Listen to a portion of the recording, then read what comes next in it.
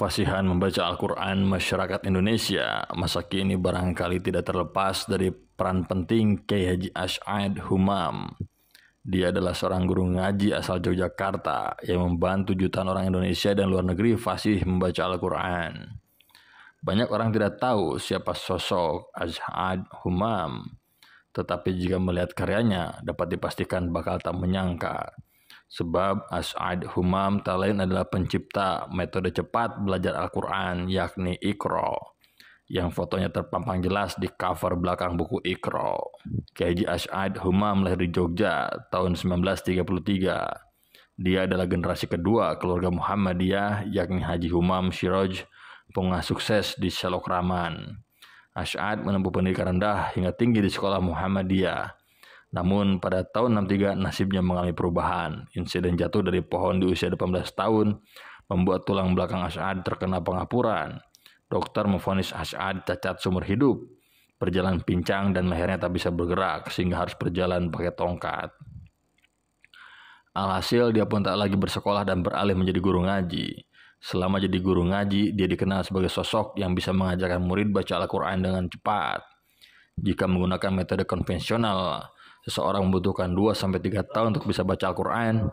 Namun, lewat metode yang diperkenalkan As'ad, seseorang bisa fasih membaca Al-Quran hanya dalam hitungan bulan. Rupanya, dia mengajarkan orang mengaji berdasarkan kata per kata, dari yang paling mudah hingga tersulit. Awalnya murid diberi kata ba, ta, a, ba, ta, ja, ja, dan sebagainya hingga kalimat panjang. Lewat cara itu, pembelajaran membaca Al-Quran bisa lebih sederhana dan dimengerti oleh murid yang mayoritas anak-anak. Metode inilah kelak disebut sebagai Iqra yang baru diperkenalkan As'ad secara luas tahun 83.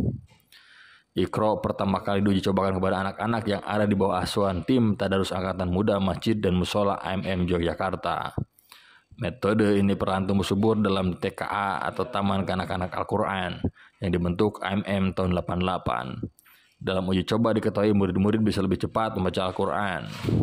Keberhasilan ini membuat pemerintah melihat metode Iqra sebagai cara terbaik memberantas buta aksara Al-Quran. Sejak itulah penggunaan metode Iqra semakin meluas. Apalagi usai pemerintah menyebarluaskan metode Iqra dengan mengirim rekaman dan buku ke seluruh Indonesia. Popularitas Iqra juga terjadi di luar negeri. Muslim Singapura, Malaysia, dan Brunei Darussalam mulai menggunakan Iqra sebagai cara belajar Al-Quran. Jutaan buku Iqra pun sudah dicetak oleh penerbit. Sejak itu, buku teks tersebut mempunyai hak cipta. Penjualannya secara nasional dan internasional telah membuahkan hasil pemasukan cukup besar bagi tim Tadarus AMM, tulis Mitsuo. Menariknya, hasil keuntungan penjualan buku tersebut tak masuk ke kantong As'ad pribadi, melainkan mengalir untuk kepentingan umat. Uang hasil penjualan buku diketahui dialihkan untuk membangun pusat pengajian dan sarana keagamaan lain. Sayang, As'ad tak bisa melihat kejayaan karyanya dengan lama.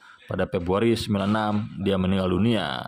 Saat mengantar As'ad Humam ke peristirahatan terakhir, Menteri Agama Tarmizi Tahir menyebut As'ad adalah pahlawan penyelamat Al-Quran karena telah menyelamatkan masyarakat dari kebutaan terhadap kitab suci umat Islam itu. Ungkapan ini memang tidak berlebihan. Pasalnya, metode Iqra masih jadi cara terbaik mengajarkan orang membaca Al-Quran sampai sekarang.